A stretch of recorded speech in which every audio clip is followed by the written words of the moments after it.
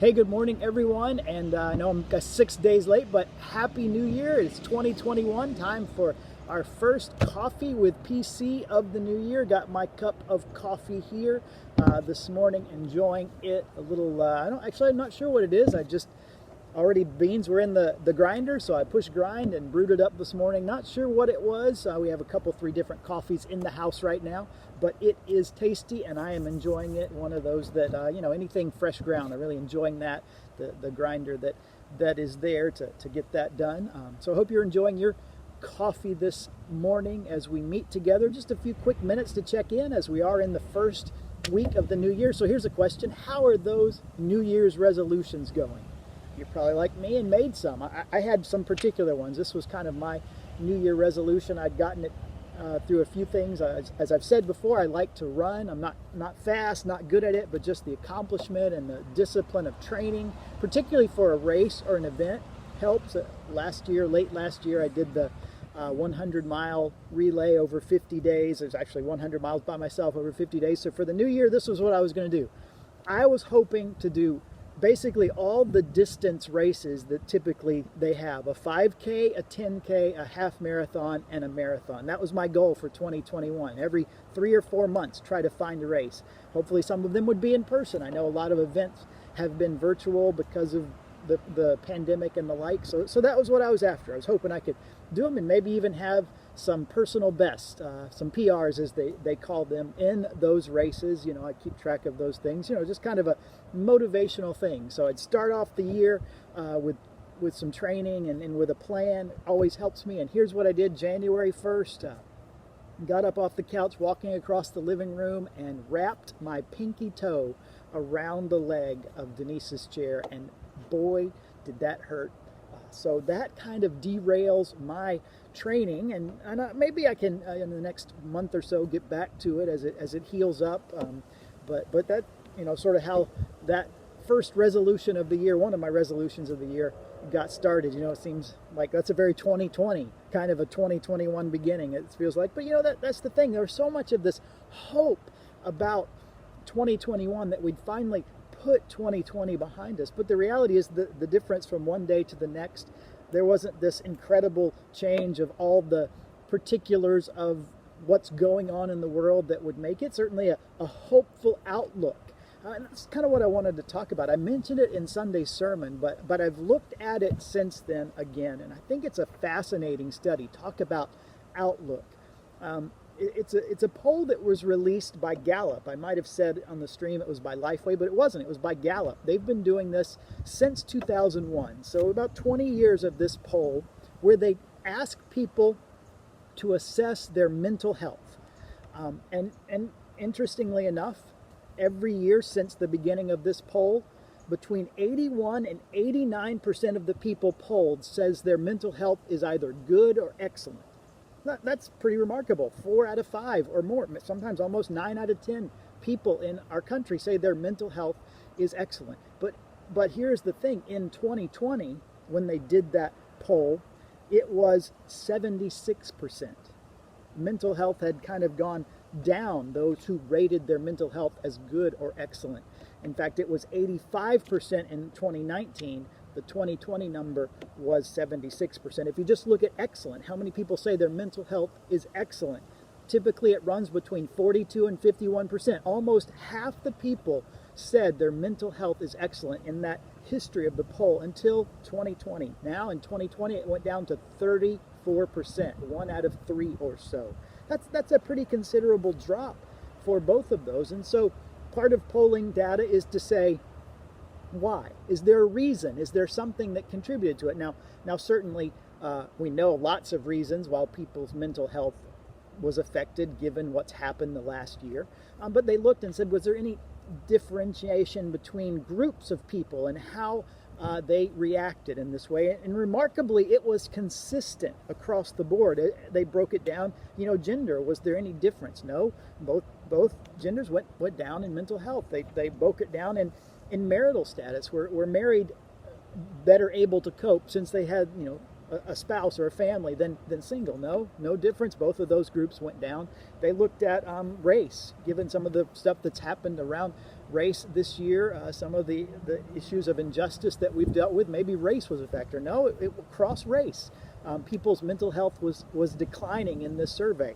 They thought, well, maybe it's income. Obviously the pandemic has brought some financial difficulty. Maybe those in a higher income bracket did better. No, it didn't matter. High income, low income, in the middle, all groups went down. One of the interesting things, and the only category of people in this poll whose mental health said to improve in 2020, in fact, it went from 42% said they had excellent mental health up to 46% claimed excellent mental health in 2020. That group of people, those who weekly were part of religious services. Now, if you break it down less than weekly, at sometimes part, or monthly, no, those all went down. It was those who were weekly part of religious services and gatherings. They said their mental health improved. I'm fascinated by that. We shouldn't be surprised by that. In fact, they're kind of one of the verses we use to talk about the importance of corporate worship, of getting together with others and having these experiences in our body of Christ is Hebrews chapter 10, verse 24 and 25. It says this, "And let us consider how we may spur one another on toward love and good deeds, not giving up meeting together, as some are in the habit of doing," but then listen to this, "but encouraging one another, and all the more as we see the day approaching," day with a capital D, the great and terrible day of the Lord, as the Old Testament prophets would sometimes refer to it, the day of God's coming judgment. Maybe you've heard a little bit about that in 2020, people wondering, are we getting closer and closer to the day? But notice that's the whole point of this verse that says, don't give up meeting together, because when you get together, you encourage one another. Why is it that people who weekly engaged in religious activities, religious services with other believers, worshiping together, sharing their faith together, studying the Bible together, why is it? Because it's in that corporate group that we're encouraged. No matter, and it even says, even as you see the day approaching, the implication be, even as things get worse, even as things get harder, know that you have others that you can encourage one another. And so while my resolution of physical health and fitness might take a bit of a hit here early in the year because of what I did to my foot, and maybe you've already blown some of your resolutions, let me encourage you to make a resolution to weekly be a part of an expression of faith. Now, we have weekly services here that people are coming in person to, and that is one option. So we would encourage you, if you can come and join us. We'll put the registration link here. We're trying to maintain, because of the nature of the pandemic still out there, the distancing and spacing in our service, so it's good to know how many people are coming. So we'd love to have you join us. But don't hear me say the only way that you can do this is by being here on Sunday, because we've kind of, in our way Western modern church looking at it, we've prioritized everybody getting together in one building as the only way that we think about church. But if you read the New Testament, there was a time when there was a church that was thriving before they had a building, before they built facilities like we take for granted. And how did they do it? Well, often they would meet in homes. The book of Acts talks a lot about they'd gather together daily with each other in homes to devote themselves to the apostles' teaching, to fellowship, to prayer, to breaking of bread.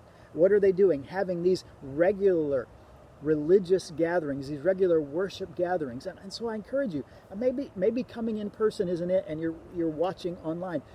If you're watching online, don't do it alone. That was the point, I think, of this survey. It was the byproduct of getting together, of not forsaking assembling, of gathering with other believers. It doesn't have to be in a building. It doesn't have to be a big crowd. You can do that in many ways, but it's important that you do it. We offer, yes, our Sunday service. We also offer smaller group Bible studies. Maybe a big setting isn't your idea of what seems appropriate now, but we have options where you can connect with other believers in smaller groups in our Bible studies. Some of them are starting up. We have the prayer study on Mondays, 6:30. They began just this week. The men's group that meets Thursday evening starts tomorrow night, 6:30. They're going to meet.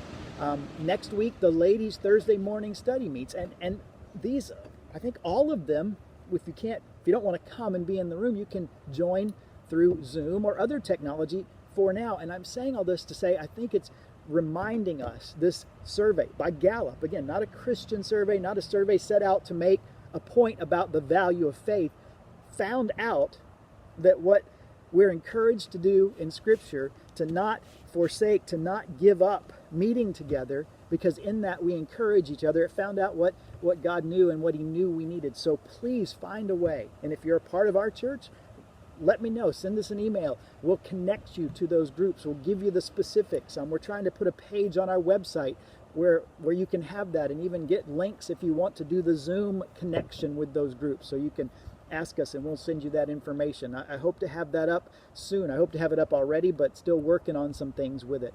But let me know. Send an email. Contact the church office. We will connect you with one of these groups. And of course, be a part of our Sunday service. I have some things in my mind in the next few weeks I hope to add for our Sunday service. When we do our stream, it's kind of one-sided. You're passively watching what's happening, and hopefully when we do our music, you might get the words and sing along. But I'm trying to add something, a post-service. Some people call it, an after party, an after Sunday after party, where we through Zoom can connect as well. Denise and I will be here, and we'll get you on Zoom, maybe some folks, and we can connect that way, even if you're not ready to be back in the building. So we want to help you do what God says is so vitally important, and what Gallup found made a difference in the lives of people that help their mental health, that help that just by the reality that when we get together as God's people, the natural byproduct is we're encouraged, even as we see the day, even as we see the circumstances around us, maybe not as good as we hoped, we can still be encouraged by getting together with God's people. So I hope you'll make that part of your new year. Again, if you're going to be in person, the registration link, and keep listening, keep watching, keep contacting us. We'll give you the information on how to connect with those Bible studies so you can be a part of them if you would like. Well, that's it for today. I hope you have a great midweek, a great Wednesday. I'm going to finish my little cup of coffee here. I'm actually curious. I'm going to go home and see if I can figure out what I ground up this morning and is in the cup, because it's good. Maybe it's a mix for all I know, the last of a couple bags of coffee. So I'll enjoy that. You enjoy your Wednesday, and look for ways you can connect with other believers this week as a helpful thing in the midst of the circumstances, in the midst of whatever you find yourself going through in life. Take care, everybody.